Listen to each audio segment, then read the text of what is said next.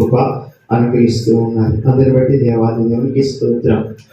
మరి కూడి వచ్చిన అందరికీ మరొకసారి ప్రత్యేకమైన వందనాలు తెలియజేస్తున్నాను.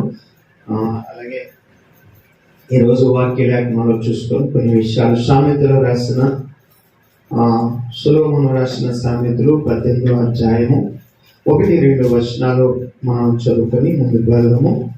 ఎరుండ గోరువాడు స్వేచ్ఛానుసారముగా నడుచుకునేవాడు, అట్టివాడు లెస్సైన జ్ఞానమునకు విరోధి. బుద్ధిహీనుడు వివేచనయందు సంతోషింపగా అభిప్రాయములను బయలుపరచుటయందు సంతోషించును. హల్లెలూయా. ఇక్కడ మనం ఆలోచన చేసినట్లయితే దేవునితో కలిసి ఉంటే లాభమా, లేకపోతే వేరైతే మనకి కలిగే నష్టం? హల్లెలూయా. దేవునితో మనం కలిసి ఉంటే లాభం ఎంతో ఉంది. మన దుఃఖాన్ని, మన కన్నీటిని ఆయన సంతోషంగా మారుస్తాడు. హల్లెలూయా. దేవునితో మనం కలిసి ఉంటే మన కుటుంబాలు సమాధానంగా ఉంటాయి. హల్లెలూయా. ఎప్పుడు దేవునితో కలిసి ఉంటే దేవుని ప్రేమ మనలో ఎప్పుడు ఉప్పొంగుతూ ఉంటాయి. హల్లెలూయా. దేవునితో కలిసి ఉంటే దేవుని జ్ఞానంలో మనం ఎదుగుతూ ఉంటాం. హల్లెలూయా. అది పరలోక సంబంధమైన జ్ఞానము, అది ఆత్మ సంబంధమైన జ్ఞానం, అది లోక సంబంధమైన జ్ఞానం కాదు. హల్లెలూయా.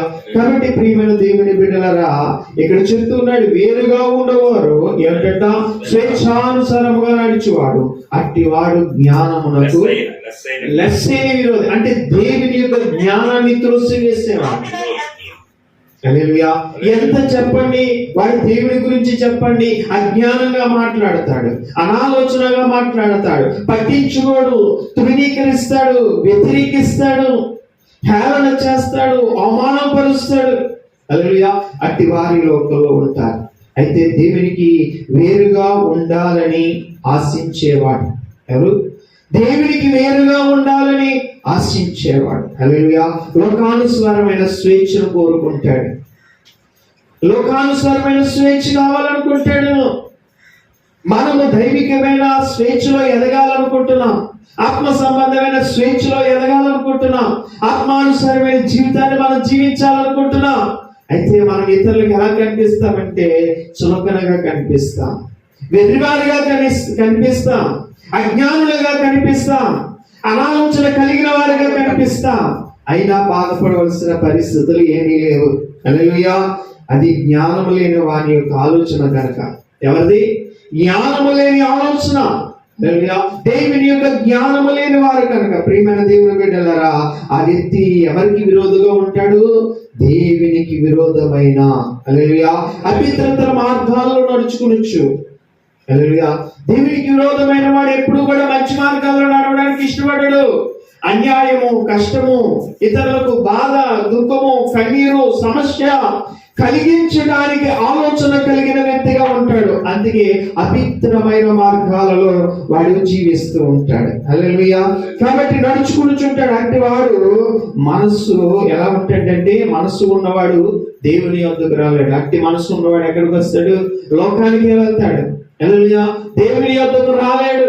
ఎన్నిసార్లు చెప్పినా దేవుని యొద్దకు రాలేడు, దేవుని మాటను వినలేడు. హల్లెలూయా. ఒకవేళ వచ్చిన దేవుని వాక్యానికి లోబడ్డాడు. ఏం చేస్తాడు? ఒకవేళ వచ్చిన దేవుని వాక్యానికి లోబడే స్థితిగతులు ఉండవు. హల్లెలూయా. ప్రియమైన దేవుని బిడ్డలారా, అట్టి వాడు సహవాసం కలిగి కూడా అంటే దేవుని వాక్యం వారి హృదయంలో ఉండదు. దేవుని వాటిని మాట చెప్పు అనుకుని వచ్చుకున్నాడు. దేవుని వాక్యానికి ఇష్టానుసారంగా జీవించడానికి ఇష్టపడ్డు. కాబట్టి సహవాసానికి కూడా దూరం అయిపోతాడు. హల్లెలూయా. ఎవరితోని? దేవునితో సహవాసం చేయడానికి ఇష్టపడ్డు. అంటే లోకానుసారమైన మనసు ఉంది, లోకానుసారమైన జ్ఞానం ఉంది. మనము దైవికమైన జ్ఞానాన్ని ఆధారం చేసుకొని, దైవికమైన శక్తిని మనం ఆధారం చేసుకొని దేవుని వైపు మనం చూస్తూ నడిచే బిడ్డగా ఉన్నప్పుడు దేవునితో మంచి సహవాసాన్ని మనం కలిగి ఉంటాం. హల్లెలూయా. మీరు నాతో సహవాసము చేస్తే మీకేముంటది? సమాధానము. హల్లెలూయా.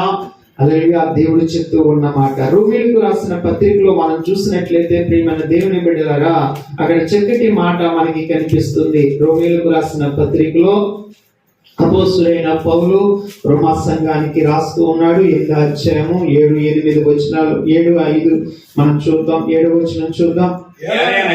ఏలయనగా శరీరానుసరమైన మనస్సు అది దేవుని ధర్మశాస్త్రమునకు లోబడదు, ఏమాత్రము నేరదు. హల్లెలూయా. కాబట్టి ప్రియమైన దేవుని బిడ్డలారా, పౌలు చెప్తూ ఉన్నాడు.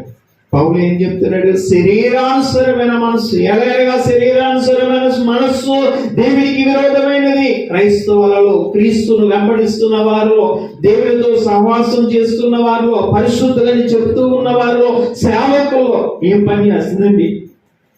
ఏం పని చేస్తుంది? శరీరానుసరమైన మనస్సు హల్లెలూయా పని చేస్తుంది. అది ఉండకూడదు. 5వ వచనం చూడండి. శరీరానుసరులు శరీర విషయం మీద మనసు ఉంటురు, ఆత్మానుసరులు ఆత్మ విషయంలో మనస్సు ఉంటురు. శరీరానుసరమైన మనస్సు మరణము. మనం మరణంలో నుంచి తప్పించబడాలని ప్రభువును వెంబడించాం. శరీరానుసరమైన ఆ మనసు తొలగిపోయి ఆత్మానుసరమైన మనసు కలిగి ఉండాలని మనం ప్రభు దగ్గరికి వచ్చాం. కానీ మళ్ళీ ఎలాగైపోతున్నారు? ప్రియమైన దేవుని బిడ్డలారా, మళ్ళీ ఎలాగైపోతున్నారు? ధర్మశాస్త్రములకు లోబడలేదంట, ఏ మాత్రమును లోబడలేదు. శరీరానుసరమైన మనస్సు మనకేముంది? మరణం. మనల్ని ప్రభు ఏం చేస్తారంటున్నాడు? జీవింపజేస్తారంటున్నాడు. నా యందు విశ్వాసం ఉంచిన వాడు చనిపోయినను తిరిగి లేచును. బ్రతికే అవకాశాన్ని ప్రభు ఇస్తే మనం ఏం చేస్తున్నామంటే మళ్ళీ శరీరానుసరమైన మనస్సును వెతుకుతూ ఉన్న అపవాది ఏం చేస్తాడు? ఏ శరీరానుసరమైన మనసులో నుంచి వచ్చామో, ఏ శరీరానుసరమైన ఆలోచనల నుంచి వచ్చామో, ఏ శరీరానుసరమైన క్రియలు విడిచిపెట్టి మనం జీవించాలనుకుంటున్నామో, కానీ అపవాది వాటిలో నుంచి మనల్ని ముంచి వేయడానికి చూస్తాడు. మళ్ళీ వెనక్కి లాక్కు వెళ్ళడానికి చూస్తాడు. ఆత్మానుసరంగా జీవించినప్పుడు, ఆత్మలో ఎదుగుతున్నప్పుడు, దేవునితో మంచి సహవాసం ఉన్నప్పుడు, దేవుని యొక్క జ్ఞానం మనకి కలిగి జీవిస్తూ ఉన్నప్పుడు వెనకకి తిరిగేటట్టు చేస్తాడు. హల్లెలూయా. నా గుడ్డ మీద చేతులోంచి వెనక్కి తిరిగి చూసేవాడు నాకు పాత్రుడు కాదు అని దేవుని లేఖనం సెలవిస్తే అపవాది ఏం చేస్తాడంటే వెనక్కి తిరిగే లోతు యొక్క భార్య యొక్క స్వభావము తీసుకొని వస్తాడు. వెనక్కి తిరిగి చూస్తుంది. ఏమన్నాడు ప్రభు? అన్నాడు, ఇదిగో గ్రంథకం వస్తుంది, మరి మసైపోతారు, వెనక్కి తిరిగొద్దు అని చెప్పాడు. కానీ ఏమైంది? ఈ రోజు ఆత్మానుసరమైన మనసు కలిగిన వ్యక్తులు కూడా శరీరానుసరమైన మనసు మీద మనసు పెడుతూ ఉన్నప్పుడు ఆ మరణము తప్పదు అని దేవుని లేఖనం సెలవిస్తుంది.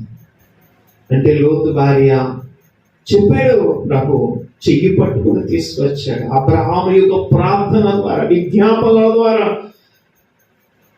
దేవుడు జ్ఞాపకం చేసుకున్నాడు. దీన దిశలో ఉన్న మనము, పాపంలో ఉన్న మనము, మరణంలో ఉన్న మనల్ని దేవుడు జ్ఞాపకం చేసుకున్నాడు. అందుకే తప్పించడానికి వచ్చాడు. నశించిన దానిని వెతికి రక్షించడానికి మనిషి కుమారుడు వచ్చాడు. అందుకే ఆత్మానుసరమైన జీవితాన్ని మీరు జీవించండి అయ్యా. శరీరానుసరమైన మనస్సు విడిచిపెట్టండి, లేకపోతే అది మరణం. ప్రియమైన దేవుని బిడ్డలారా, మన ఆత్మానుసరంగా